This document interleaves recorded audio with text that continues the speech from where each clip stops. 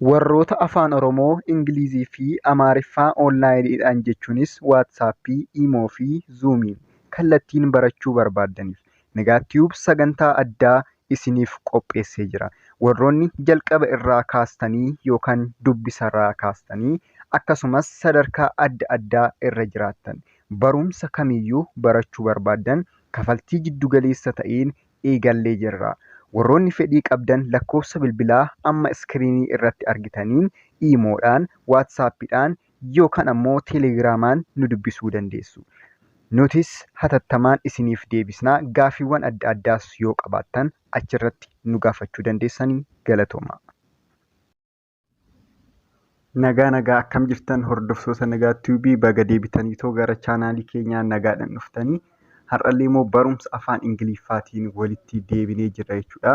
Maaliin immoo har'a kan barannu waa afaan Ingiliffaa keessatti jechamoota jechuudha. Jecham yookaan ammoo idioms kan jedhaman jechuudha. 5 most common English idioms kan jedhaman ni ilaalla.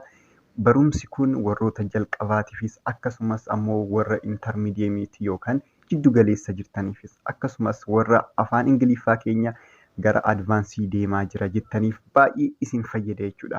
Har'a kan barannu maalinni waa'ee jechamootaa jechuudha. Jechamoota akkuma beektan afaan Oromoo keessatti iyyuu jechamoonni namoota sirriitti afaanicha beekaniin fayyadaman jechuudha. Kanaafuu amma warroonni afaan sirriitti hin beeknellee rakkoo hin qabu jechuudha. Maaliif afaan kana gara advaansii adeemaa jirtan waan ta'eef afaan kana guddisaa deemaa jirtan waan ta'eef isin fayyada jechuudha. Kanaafuu na waliin turaayii hin barannaa. Baay'ee sasalphoodhaa akka malee kan ulfaatanii miti jechuudha. 5 barannaarraa yeroo itti aanu immoo kan itti aanu ni baranna jechuudha. Warroonni haarawaa taatan akkuma baratamee sabiskiraayib gochuun irraanfatinaa. Nagaatiyuub irratti viidiyoon afaan Oromoo barachuu barbaaddan, afaan Ingiliffaa akkasumas ammoo afaan Amaariffaa barachuu barbaaddan chaanaaliin kun chaanaalii afaaniiti jechuudha. Barachuu ni dandeessan. Amma barumsa keenya itti fufnaa. Tokkoffaan maal jedhaa? A hard nut to crack. A hard nut to crack. A hard nut to crack. Usually a person who is very difficult to deal with. Maalinni namni akkanaa nama tokko fakkeenyaaf a hard nut to crack. She is a hard nut to crack osoo isiniin jedhee maal jedha jechuudha. Nama isaan walii galuun baay'ee namatti ulfaatu jechuudha. Namoota tokko jireenya keenya keessatti yoo beektan osoo hanga fe'e yaaltaniyyuu walii galuun isinitti ulfaata jechuudha nama sanii. It's very difficult to deal with.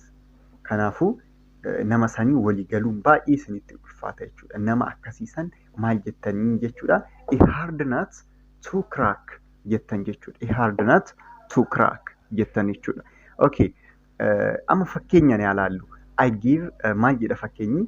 I give my best to be friendly with her, but she is simply a hard nut to crack. I give my best to be friendly with her. Ishee waliin sirriitti walii galuuf hangan danda'u maal godheen jira? Godheen jira hangan danda'u ishee waliin walii galuudhaaf. Garuu she is simply a hard nut to crack. Garuu isheen maalidha? Kan walii galuu danda'amu miti. Just she is a hard nut to crack. Jedhe jechuudha. A hard nut to crack jechuun maal jechuudha? Nama isa waliin walii galuun baay'ee ulfaatu tokko jechuudha. Nama akkasiiti. But inni maalii godhee tureyyuu hamma danda'u friendly ishee waliin ta'uudhaaf hamma ta'u yaalee tureyyuu jechuudha. Kanaafuu a hard nut to crack means usually a person who is very difficult to deal with. Fakkeenya yoo ilaallu I give my best to be friendly with her, but she is simply a hard nut to crack. Jenna jechuudha. Amma immoo gara lammaffaa deemna jechuudha. Gara lammaffaa yoo deemnu maal jedhaa? All ears. All ears. All ears jechuun wanta tokko yoo dhaggeeffannu sirriitti concentrated taanee very concentrated or keen to listen to the other person who has your full attention. Amma maalidhaa yoo dhaggeeffatta sirriitti gurra keessan kennitanii yookaan attentionii keessan kennitanii dhaggeeffachuu jechuudha. All ears kan jennu immoo jechuudha. ADMC afaan Ingiliffaa keessatti jechuudha. Fakkeenya yoo laallu children are all ears when the teacher tells them fairy tales. Argitanii amma asirratti barattoonni yookaan daa'imman yoo barsiisan isaanii oduu durii itti himu yookaan sheekoo itti himu sirriitti dhaggeeffatanii gurra isaanii sirriitti kennanii dhaggeeffatanii kan jedhudha jechuudha. All ears. Children are all ears when the teacher tells them fairy tales. Oduu durii yoo itti himu sirriitti dhaggeeffatanii gurra isaanii kennanii sirriitti dhaggeeffatanii kan jedhudha jechuudha. Concentrated ta'anii yookaan sirriitti full attentionii keenya kenninee yoo dhaggeeffan all ears goone jechuudha. Amma asirratti all ears sirriitti dhaggeeffannee jechuudha. Okay. The third one, a picture is worth 1,000 words. Kun immoo maalidha? Wanta tokko amma fakkiidhaan yoo ilaalle hanga akkanatti barreeffamaanis ta'uu danda'a jechaan namatti himnu yoo fakkii kaasne fakkii sun vaaliyuu guddaa qaba namni fakkiidhaan sirriitti hubataa kan jedhudha jechuudha. So a picture is worth 1,000 words means it's better to show than to tell. Illustration convey a stronger message than words. Ibsuun akkanumatti wordiidhaan yookaan jechaan hamma ibsinu pictureidhaan yookaan fakkiidhaan yoo ibsine maal ta'a jechuudha. Baay'ee gaariidha. Namni sirriitti hubataa jechuudha. Picture jechuun maalidha? Fakkiidhaa miti. Words 1,000 words. Words jechuun ammoo jecha. Kanaaf wanta tokko fakkiidhaan ibsuun baay'ee maal jedha? Namaaf akka galu ibsa jechuudha. Hanga wordiidhaan yookaan jechaan ibsuun. Okay, let's see the example. Such a beautiful portrait of a little girl represents how a picture is worth 1,000 words. Amma asirratti argitanii miti maal jedha? Fakkiin daa'imti xiqqoon sun kaastee maal agarsiisa? Fakkiin hammam jecha caalaa wanta tokko ibsuuf akka gargaaru ibsa jechuudha. Akkuma jenne picture is worth 1,000 words. Maal jedha? Represent how a picture is worth 1,000 words. Picture yookaan fakkiin hammam akka maal ibsu, hammam akka wanta tokko yookaan jecha nu dabarsuu barbaanne yookaan yaada dabarsuu barbaanne ni jira miti. Namoonni yoo argitanii jiraattan yeroo baay'ee yaada isaanii fakkiidhaan namaaf ibsan. Fakkiidhaan yoo namaa ibsan ni argitan jedheetan yaada. Maaliif isa kan akkasitti namaaf ibsanii? Picture yookaan fakkiin baay'ee yaada keenya dabarsuuf nu gargaara waan ta'eef jechuudha. Kanaafuu wanta tokko sirriitti akka namaaf galuuf yoo barbaanne fakkiidhaan ibsuufii ni dandeenya jechuudha. Kanaaf a picture is worth 1,000 words kan jedhamu kanaaf jechuudha. Fakkii amma kan asirratti example irratti illee kan laallee such a beautiful portrait. Fakkichi bareedaan of a little girl fakkichi bareedaan daa'ima xiqqoo kan agarsiisu fakkiin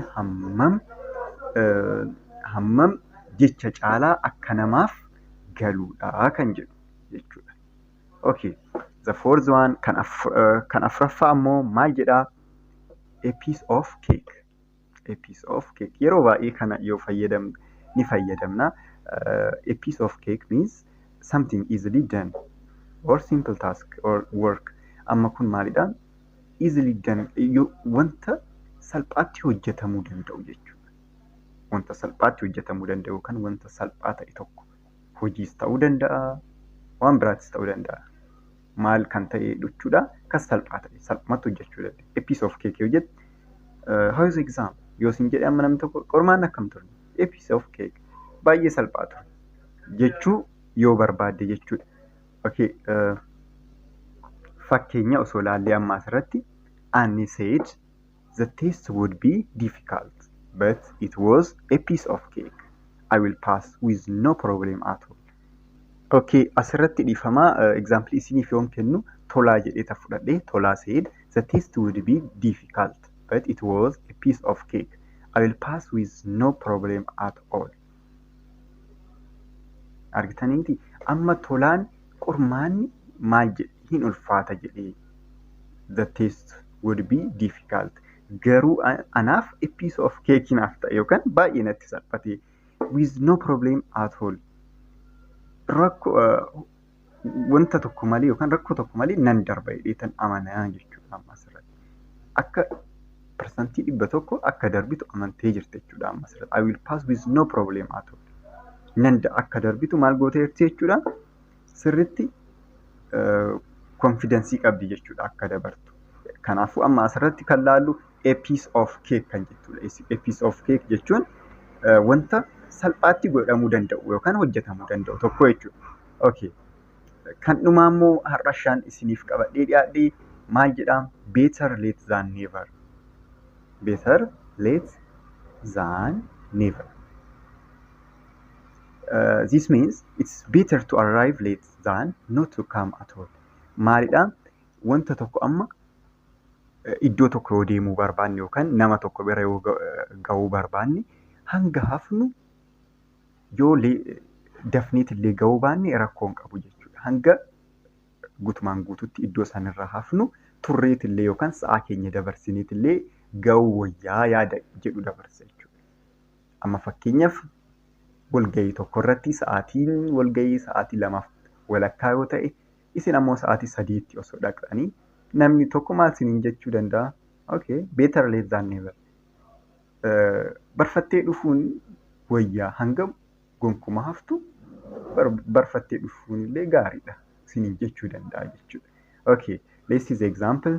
We have been waiting for you for 3 hours, but better late than never. Maal jedhe? Sa'aatii 3f si eegaa turre. Garuu maalidha?